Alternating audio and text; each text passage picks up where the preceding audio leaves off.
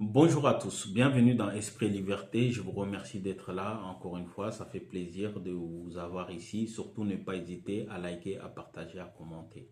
Alors, nous allons parler de quelque chose que nous attendons souvent sur les réseaux sociaux, mais je dirais un peu partout. C'est qu'ils nous ont mis dans la tête depuis le temps de la colonisation et qu'aujourd'hui, le peuple, la jeunesse africaine se pavane avec cela. Puisque, comme je l'ai dit, je suis quelqu'un qui se remet toujours en question. Je me pose toujours la question et de ne pas suivre bêtement tout ce qu'on entend, tout ce qu'on dit, de dire c'est la réalité. Mais tout simplement, je vis à travers ma propre réalité et j'analyse les choses avec ma propre connaissance. Et de essayer de trouver, c'est-à-dire le juste milieu de ce qu'on me dit, c'est de ce qu'on me raconte. Est-ce que c'est vraiment en concordance avec la réalité que je vis tout simplement.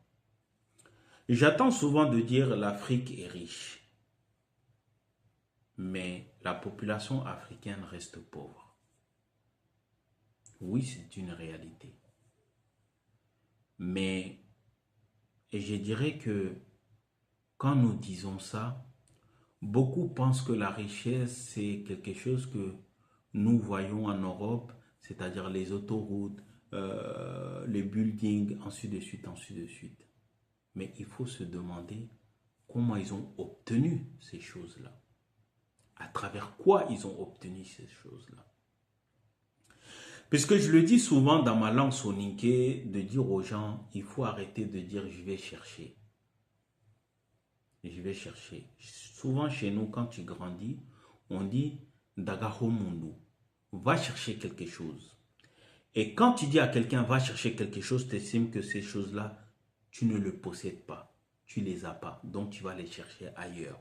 Et là où tu vas les chercher, tu estimes que c'est là où il y a quelque chose, c'est là où il y a l'argent, c'est là où il y a la richesse. Parce que c'est toi qui vas aller chercher chez eux là-bas.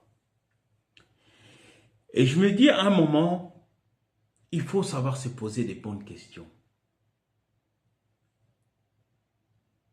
Il faut, au lieu d'être que chercheur, il faut avoir cette capacité de savoir faire.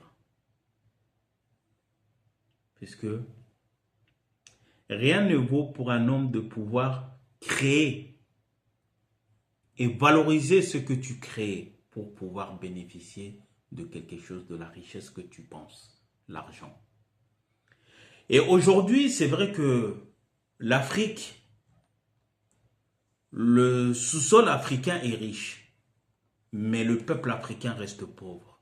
Alors maintenant, comment faisons pour sortir de ce pauvreté-là alors que nous avons tout? Nous avons l'or, nous avons le manganèse, nous avons le cobalt, nous avons tout ce qu'il faut, le pétrole, tout ce que vous voulez, le bois, tout ça. Nous avons des eaux douces, nous avons des rivières, des lacs, nous avons la mer, ensuite de suite, nous avons tout ça. Il ne manque rien sur le continent africain. Mais pourquoi l'Afrique reste toujours pauvre? Puisque déjà, nous sommes pauvres d'esprit. Nous sommes pauvres d'esprit. Puisque la pauvreté n'est pas question d'argent. La pauvreté, c'est question de mental et de l'intelligence. Nous sommes pauvres d'intelligence, nous sommes pauvres d'esprit. Et à partir de là, nous serons incapables de pouvoir relever l'Afrique pour faire avancer l'Afrique. Puisque non seulement il y a la méchanceté, il y a l'égoïsme, il y a l'hypocrisie, il y a tout ce qui va avec. Puisque les Africains doivent se remettre en question tout simplement de leur existence. Nous avons essayé de ressembler aux autres sans être nous-mêmes. Et malheureusement, nous avons tout perdu. Et aujourd'hui, c'est le continent africain où les gens sortent le plus pour aller se chercher ailleurs. Alors, je dirais tout simplement, puisque je m'adresse, c'est-à-dire au peuple de l'Afrique, mais je dirais tout simplement à nos dirigeants de l'AES. nous sommes riches, mais à la fois nous sommes pauvres. Nous ne pouvons pas être riches à la fois et être pauvres à la fois. Soit nous sommes riches puisque on estime que le sous-sol africain est riche, mais pauvres au niveau de la connaissance et du savoir. Donc dans ce cas-là, nous resterons toujours pauvres. Ou soit nous sommes pauvres dans notre sous-sol et on est riche intellectuellement et à partir de là, on a la connaissance, on peut transformer certaines choses pour s'enrichir. Puisque aujourd'hui, j'estime que nous ne donnons pas assez de priorité à la connaissance, au savoir, c'est-à-dire à l'instruction. On doit être capable d'avoir des écoles et que l'école soit obligatoire dans nos pays. Et malheureusement, c'est qu'il n'est pas aujourd'hui en 2025. Et ça doit quelque chose, c'est quelque chose qui doit être radicalement, c'est-à-dire changer radicalement chez nous en Afrique en général. Que l'école soit obligatoire. Il n'est pas normal qu'aujourd'hui, en 2025, vous avez des enfants qui vont être nés et grandir et ne pas savoir lire et écrire. Peu importe, c'est très important.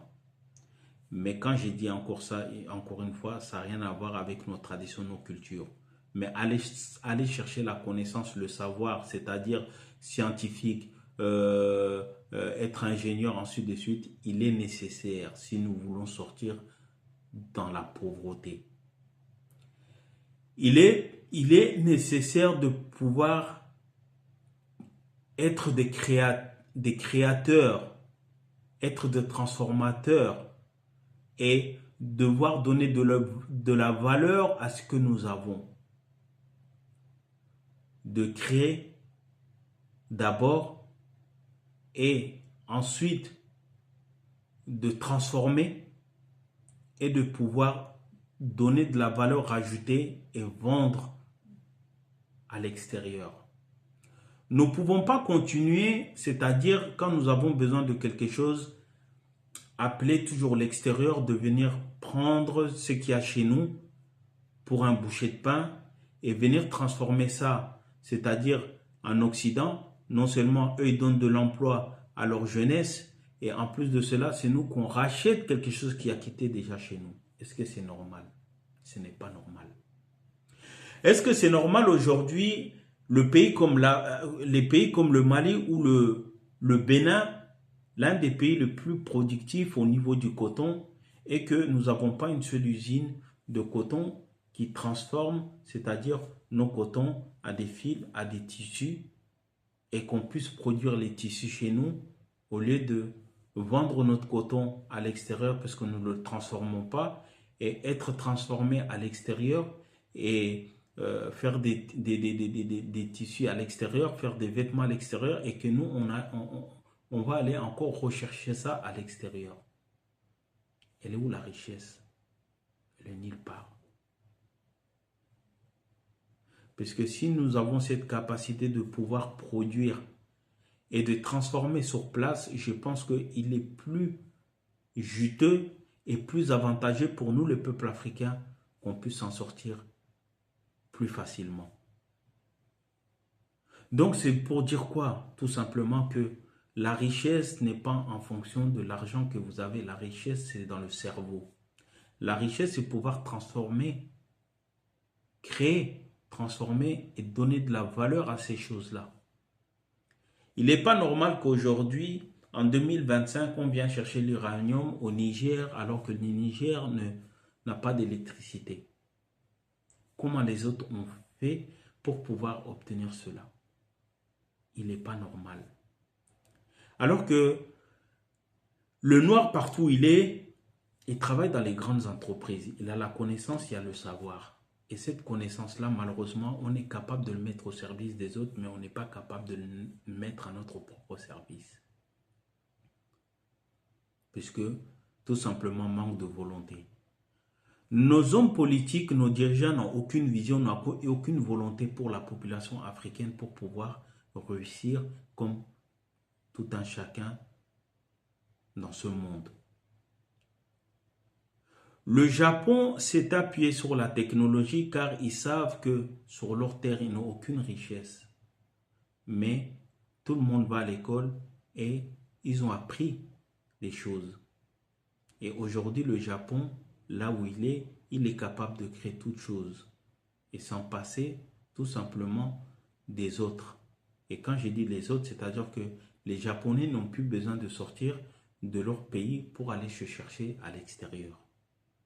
Comme en Chine d'ailleurs, comme dans de pays européens. Alors, je dirais tout simplement aux Africains et surtout à nos dirigeants de faire en sorte que l'école soit obligatoire dans nos pays. Que ce soit femme, que ce soit garçon, fille ou garçon, l'école soit obligatoire et il doit être imposé à tout le monde, même dans nos villages. Et que l'État doit faire en sorte de mettre des écoles partout et d'enseigner tout le monde. Si nous voulons que l'Afrique de demain puisse se lever et avancer et créer des choses. Oui, certes, nous avons les pétroles, nous avons tout ça sur notre terre. Mais concrètement, qu'est-ce que nous en faisons de tout cela? Aujourd'hui, nous avons le forêt. On a le bois, on a tout ce qu'il faut. Mais malheureusement, même pour cela, quelque chose qui est naturel qui pousse sans qu'on puisse avoir la connaissance, le savoir pour aller chercher, mais qui pousse naturellement, on n'est pas capable aussi d'en profiter de cela. C'est l'Europe qui vient couper ça et on vend ça pour un bouchée de pain. Ils arrivent en Europe, c'est-à-dire qu'ils donnent de l'emploi à leur population. On crée des meubles, on crée des maisons avec tout cela et on revient vendre ça aux Africains. Alors qu'au départ, ça vient de chez vous.